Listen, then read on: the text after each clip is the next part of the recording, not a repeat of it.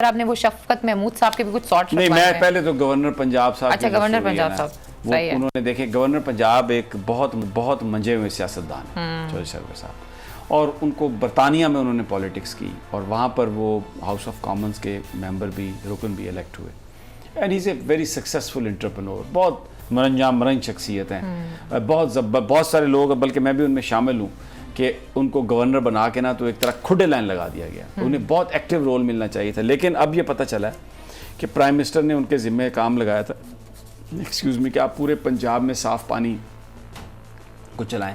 पिछली गवर्नमेंट में भी शहबाज शरीफ साहब के साथ उनका फड्डा इसी पे हुआ था, वो उन्होंने साफ़ पानी देना शुरू किया और शहबाज साहब ने कहा है कि शरीफ ख़ानदान तो किसी और को लीडर मानता ही नहीं है, वो तो ना कोई उनकी मौजूदगी में कोई वज़ारत आला या वज़ीर आज़म बनने का हकदार है, और ना ही कोई अपने नाम की फटी लगवा सकता है, तख्ती लगवा सकता है। वो तो समझे अगर किसी ने वो काम किया तो वो दोनों भाई जो है ना उस पर दही छिड़क के कुत्ते छोड़ देंगे, ये उनका ये अंजाम करेंगे उसका। वो तो अभी जो उन्होंने जो गुफ्तगू की है यहाँ पर, ब्यूरोक्रेसी उन्हें फिर नाकाम बनाने की कोशिश कर रही है। ज़रा वो गुफ्तगू सुनवा दें जी गवर्नर पंजाब साहब की। अब प्राइम मिनिस्टर साहब बहुत अच्छे आदमी हैं, ज़रा वो अंदाज़ा करें इससे कि जब उनका अपना गवर्नर ये कह रहा है कि पानी वो 2 करोड़ लोगों को पीने का दे सकते थे साफ़, और वो प्राइम मिनिस्टर के कहने पर ये काम कर रहे थे, तो उसकी अगर ये हालत बना दी है इस ब्यूरोक्रेसी ने, तो बाकी क्या हो रहा होगा। बिल्कुल सही बात कर रहे हैं। मुझे तो वो और चौधरी, आप ये देखें, चौधरी सरवर साहब जो हैं ये बड़े ज़बरदस्त आदमी हैं, ये इनको बड़ा एक्सपीरियंसड है, ये उन कामयाब लोगों में से हैं जो इधर टोबा टेक सिंह से, वहाँ से उनका ताल्लुक है, गए लंदन में और उन्होंने वहाँ पर अपनी फॉर्चून बनाई। Is a successful person. और लेकिन बड़े वो अभी भी आप देखें 1.5 साल 2 साल के बाद भी वो कह रहे हैं कि मैं अभी फाइनल मीटिंग करूँगा। ये है पाकिस्तान का चैलेंज। और ये जो ब्यूरोक्रेसी मुसल्लत की गई है पिछले 70 साल में, पाकिस्तान का सबसे बड़ा मसला अलीना। फिर जब आजम सलमान साहब थे चीफ सेक्रेटरी, तब बहुत हालात कुछ बेहतर हो गए थे। वो तो अलीम खान साहब आए और अचानक से आजम सलमान साहब चले गए। तो अब जब इस तरह आप बार बार उसमें चेंजिंग करेंगे चीज़ों में, तो डेफिनेटली सी बात है ये इशूज़ तो फिर सामने आते हैं। और खान साहब को जब भी मैंने सुना है इस हवाले से, खासतौर पर ब्यूरोक्रेसी के और रिफॉर्म्स के हवाले से, वो इसको काफ़ी सीरियस लेते हैं इन चीज़ों को, नहीं लेते हैं। और उनको ये गवर्नर पंजाब की जो बात है उसको भी बड़ा संजीदगी से लेना चाहिए कि अगर वो मजबूर हो गए हैं कि उन्होंने आके मीडिया में बात की है और फिर वो क्या कह रहे हैं कि मैं ब्यूरोक्रेसी से फाइनल मीटिंग करने के बाद मैं प्रेस कॉन्फ्रेंस करके काली भेड़े बेनकाब करूंगा। आप इससे अंदाजा लगाएं ना कि वो कितने बेबस हैं, कोई सुन ही नहीं रहा, और काम क्या करने की कोशिश कर रहे हैं। गरीब लोगों को पीने का साफ पानी, मुझे बताएं क्या तकलीफ है। ये अमीर आदमी खुद तो बोतलों का पानी पीते हैं, गरीब आदमी को साफ पानी मिल जाए बर्दाश्त ही नहीं है। बिल्कुल ठीक बोल रहे हैं। और लाहौर में तो बहुत बुरे हालात हैं, आपके फिल्ट्रेशन प्लांट तक नहीं चलते हैं। तो ये जो यहाँ पर आकर उन्होंने बात की है, तो उस्मान बुज़दार साहब से इनकी इस हवाले से बात हुई होगी, आपको लगता है? उस्मान बुज़दार साहब, मुझे लगता है कि ब्यूरोक्रेसी जो है ना, तो सच्ची बात ये है, उस्मान बुज़दार भी अभी उनको टाइम कुछ लगेगा ब्यूरोक्रेसी के खेल समझने में। ब्यूरोक्रेसी का जो खेल है ना, ये बड़े शातिर लोग हैं, ये चलाते हैं, गवर्नमेंट यही करते हैं सारी, और बदनाम ये सियासतदानों को करते हैं या ये फौज को करते हैं। लेकिन सारी की सारी जो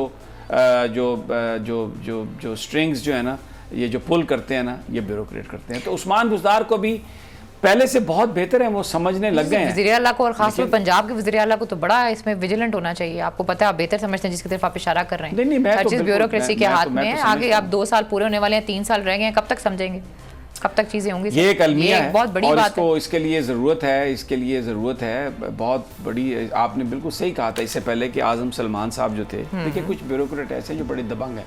मेजर रिटायर्ड आजम सलमान जो सेक्रेटरी इंटीरियर हैं दोबारा, वो एक बड़े दबंग आदमी है। जब शहबाज शरीफ साहब ने ये हड़ताल करवाने की कोशिश की थी ना आज चीमा के मामले पर, तो ये मेजर सलमान साहब थे जिन्होंने उस हड़ताल को तोड़ा और वो दफ्तर में बैठे आके। और वो एक कमाल के यानी वो ब्यूरोक्रेट है। मैं उन्हें नहीं जानता था शुरू में, लेकिन हमारे जो लाहौर के ब्यूरो चीफ हैं बाबर डोगर, उनका अच्छा ताल्लुक था।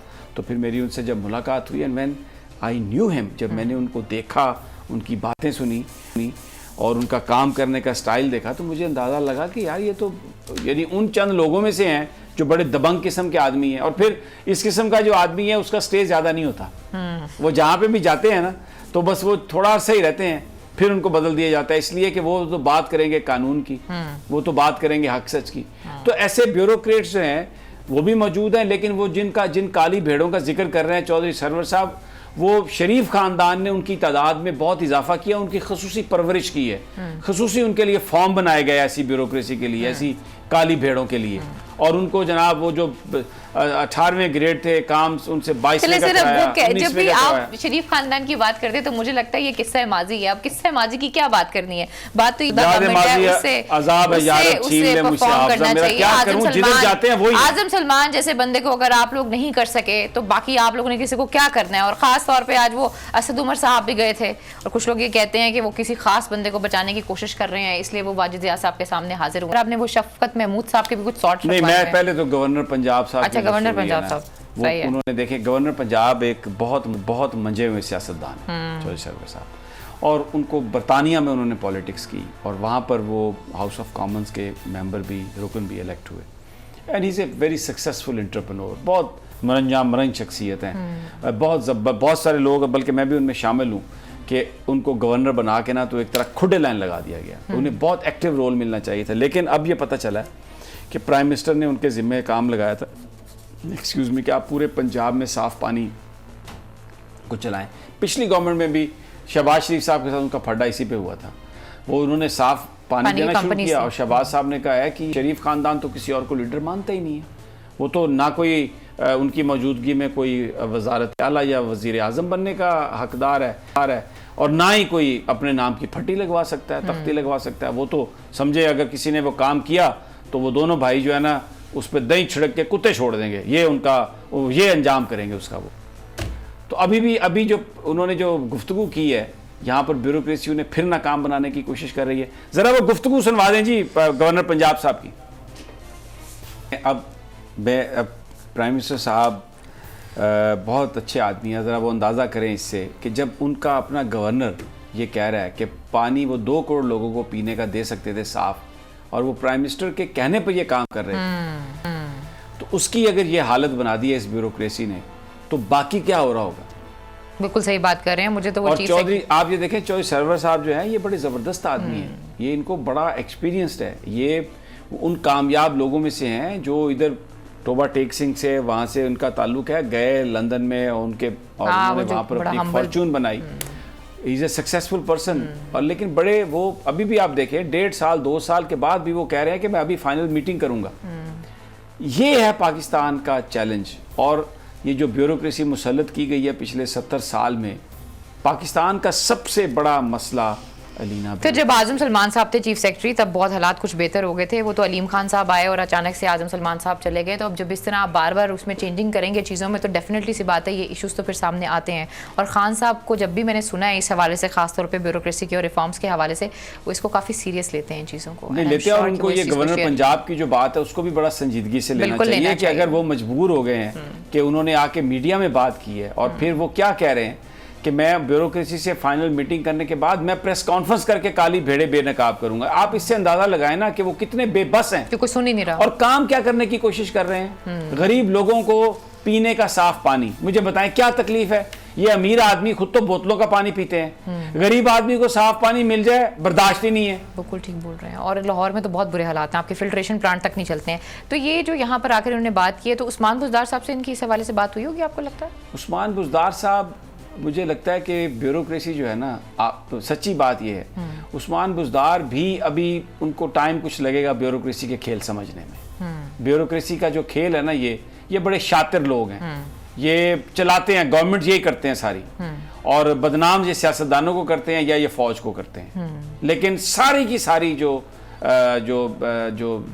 स्ट्रिंग्स जो है ना, ये जो पुल करते हैं ना, ये ब्यूरोक्रेट करते हैं। तो उस्मान बुज़दार को भी पहले से बहुत बेहतर है, वो समझने लग गए हैं। वज़ीर आला को, और खासतौर पंजाब के वज़ीर आला को तो बड़ा इसमें विजिलेंट होना चाहिए। आपको पता है, आप बेहतर समझते हैं जिसकी तरफ आप इशारा कर रहे हैं। नहीं, हर चीज़ ब्यूरोक्रेसी के हाथ में है। आगे आप 2 साल पूरे होने वाले हैं, 3 साल रह गए हैं, कब तक समझेंगे, कब तक चीज़ें होंगी? ये एक अलमिया है, बहुत बड़ी बात है। इसके लिए ज़रूरत है बहुत बड़ी। आपने बिल्कुल सही कहा था इससे पहले कि आजम सलमान साहब जो थे, देखिए कुछ ब्यूरोक्रेट ऐसे जो बड़े दबंग हैं।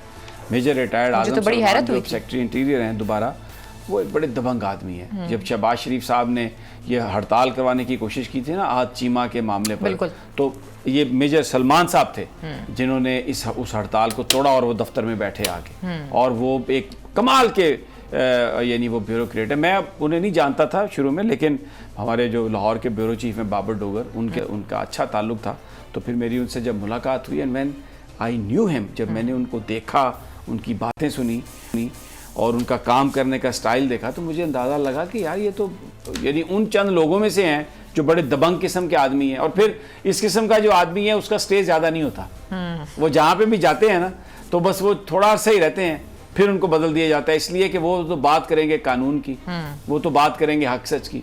तो ऐसे ब्यूरोक्रेट्स जो हैं वो भी मौजूद हैं, लेकिन वो जिन काली भेड़ों का जिक्र कर रहे हैं चौधरी सरवर साहब, वो शरीफ ख़ानदान ने उनकी तादाद में बहुत इजाफा किया, उनकी खसूसी परवरिश की है, खसूसी उनके लिए फॉर्म बनाए गए ऐसी ब्यूरोक्रेसी के लिए, ऐसी काली भेड़ों के लिए।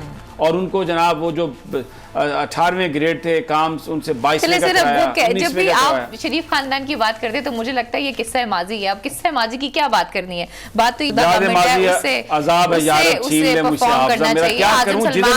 आजम सलमान जैसे बंदे को अगर आप लोग नहीं कर सके तो बाकी आप लोगों ने किसी को क्या करना है। और खास तौर पे आज वो असद उमर साहब भी गए थे और कुछ लोग ये कहते हैं कि वो किसी खास बंदे को बचाने की कोशिश कर रहे हैं, इसलिए वो वाजिद रियाज साहब के सामने हाजिर हुए।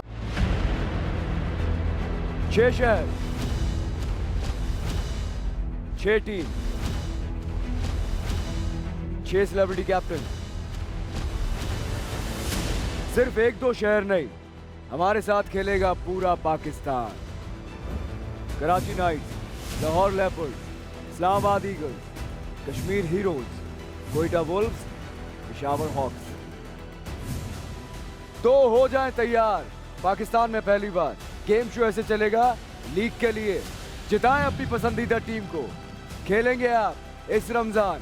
गेम शो ऐसे चलेगा लीग।